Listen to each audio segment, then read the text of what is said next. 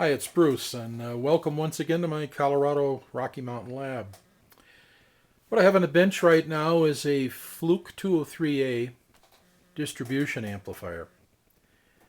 And what this unit does, it accepts three different frequency inputs, 100 kilohertz, 1 megahertz, and 10 megahertz, and provides four outputs for each one of those frequencies. So one device can run four on your bench at each one of those frequencies. There's a lot of advantage to using a distribution amplifier and running your equipment on the bench at a controlled frequency that's common. And to explain that, imagine you have two frequency meters, each one with its own independent time source, and you go to measure the same frequency on the bench, and you wind up with slightly different readings. Why is that? Because the time base that runs each of the units is tuned just slightly differently. And you're going to inherently get an error. However, if you ran both of those units off of the same time base, there's no way that they should have that same sort of error.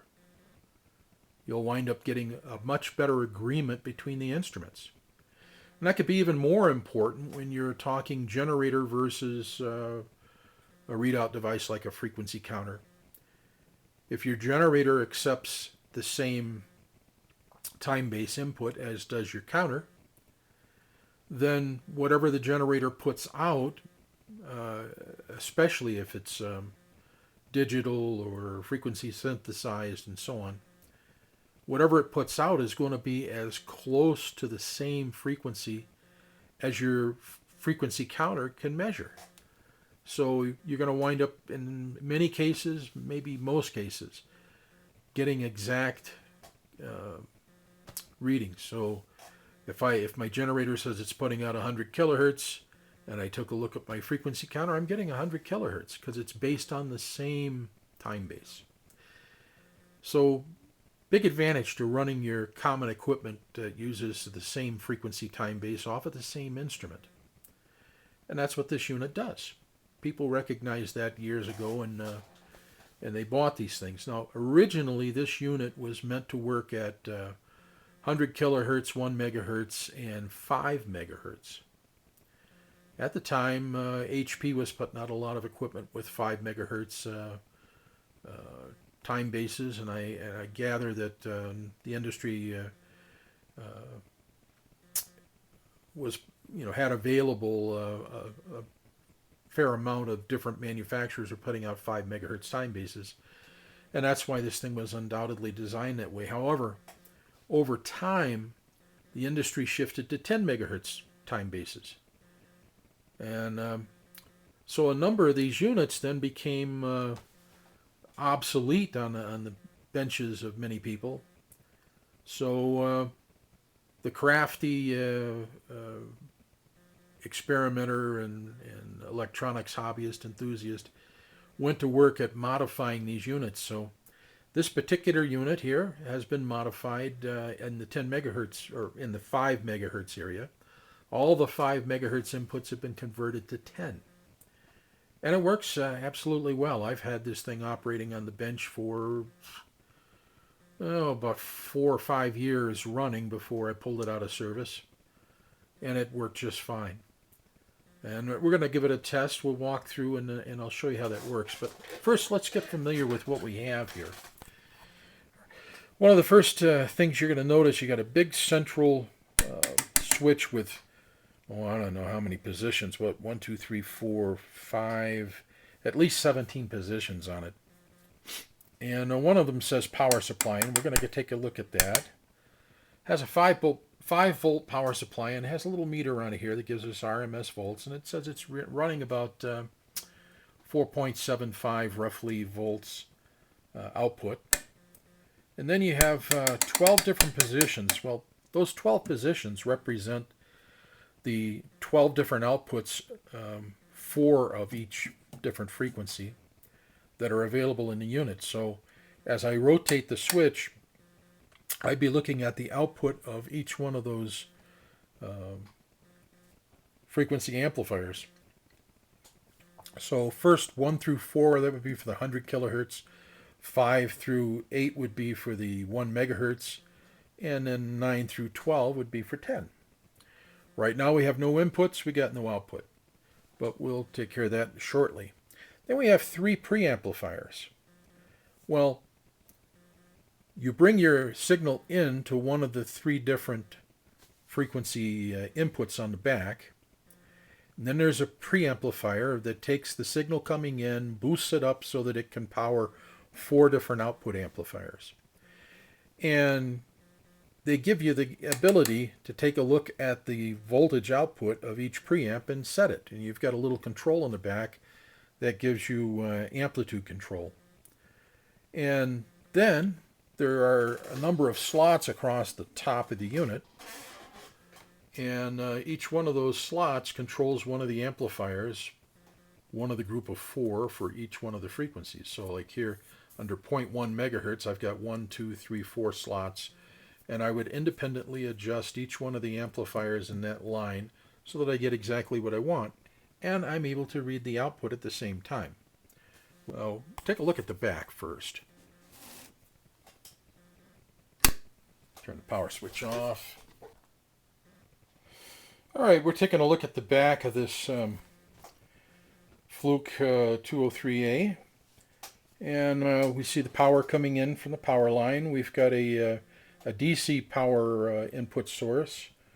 There's 2 fuses in line here, and then we have inputs for channel A, B, and C. And that would represent 100 kilohertz, 1 megahertz, and 10 megahertz. And you see 3 level adjustments above it. So those are the level adjustments for the preamplifiers, 1 of each for the frequencies coming in. And then we see 12 outlets here. 3 groups of 4. So like here's the 100 kilohertz, here's the 1 megahertz, those 4. And then the last 4 are for the, used to be 5 megahertz, but is now modified to 10.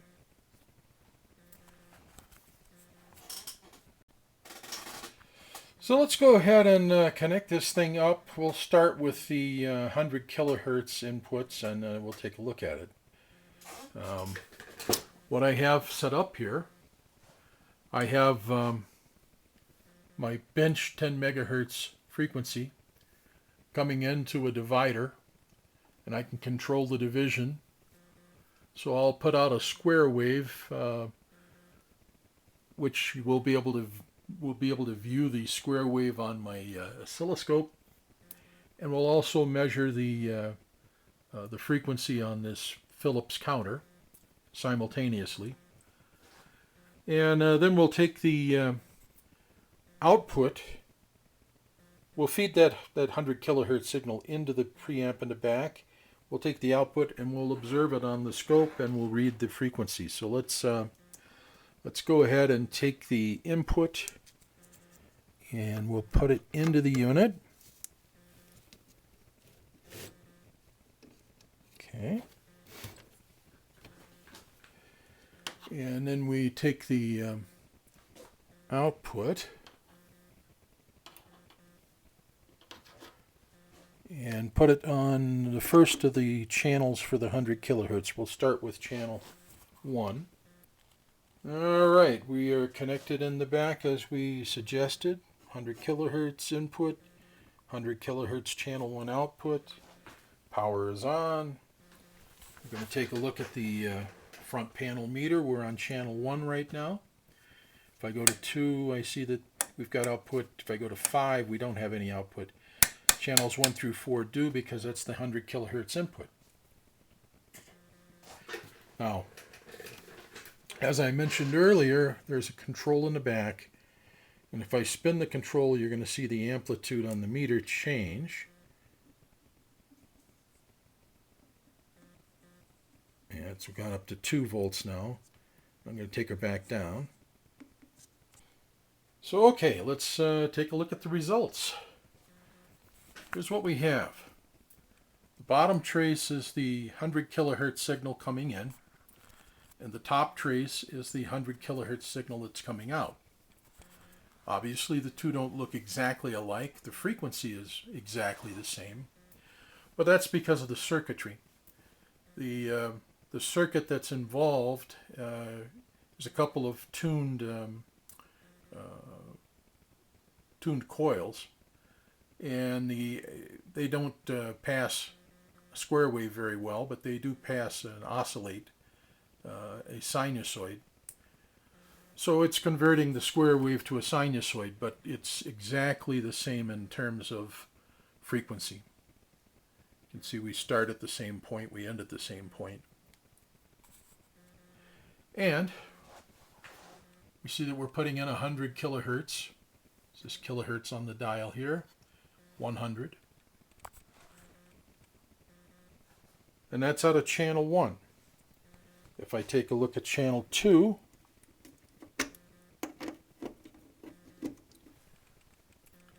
same thing, 100 kilohertz. Channel 3, 100 kilohertz. Channel 4, again, 100 kilohertz. So the 100 kilohertz section is working fine. If I connect up to channel 5, I get nothing on the top line because we're not feeding anything into it. All right, so now if I take the connector, move it from the 100 kilohertz input to the 1 megahertz input, and I take a look up here, still have nothing. Oh, well, it's because I'm connected to the wrong input with the wrong frequency. So let's go ahead and we'll take ourselves to a megahertz. Okay, now we're getting 1 megahertz out of the divider. We have 1 megahertz on the screen, so we have to turn up the range switch. I think that looks good. And we see that we have megahertz coming in square wave. We've got a megahertz coming out in sine wave. And that's on channel 5. If I go to 6,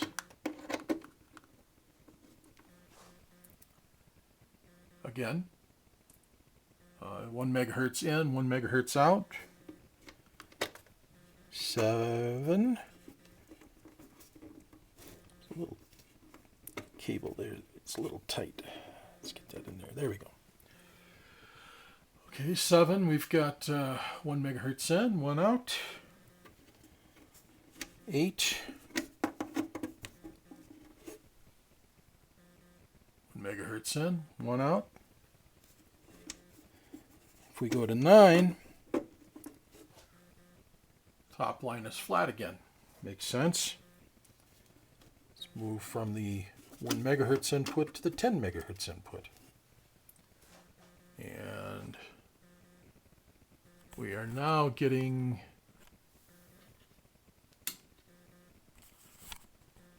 ten megahertz in.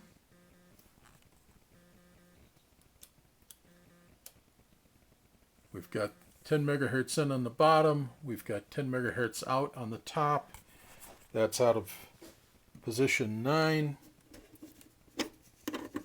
10.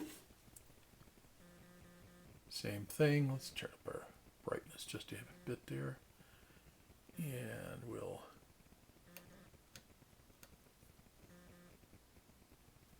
okay. 11. 1 in, or 10 in, 10 out. And 12. 10 in, 10 out. So it indeed is taking the 3 different frequencies in and providing 4 different outputs for each one.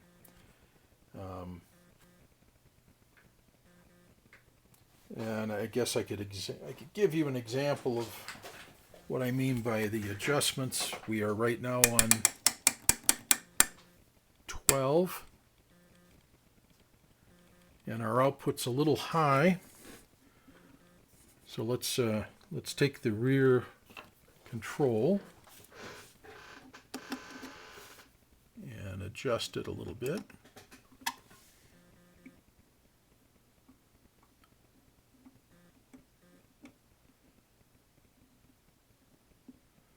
There we go. We're going down.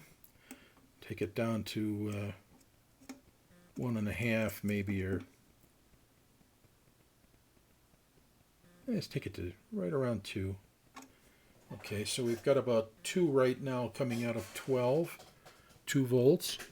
And if I go into the adjustment hole here at the top, there's a little trim pot in there. I can find the slot. Okay.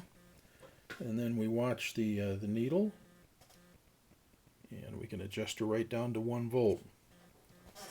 So we have 1 volt output now on channel 12. Now let's go to channel 11. Okay.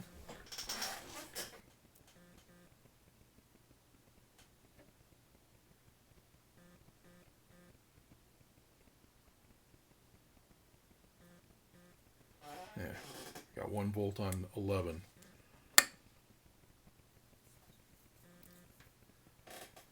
We're not loaded on 12. Let's go to 10. We could adjust 10. This would be unloaded. Preferably you'd like to have your load on there, but we're just going to demonstrate that we can adjust it. There. 1 volt there. Same thing on 9. So that's basically how it works. Takes the single input and distributes it to 4 outputs. Does that for 3 frequencies. So thank you for listening. I wish you happy bidding, and I'll see you next time. Bye.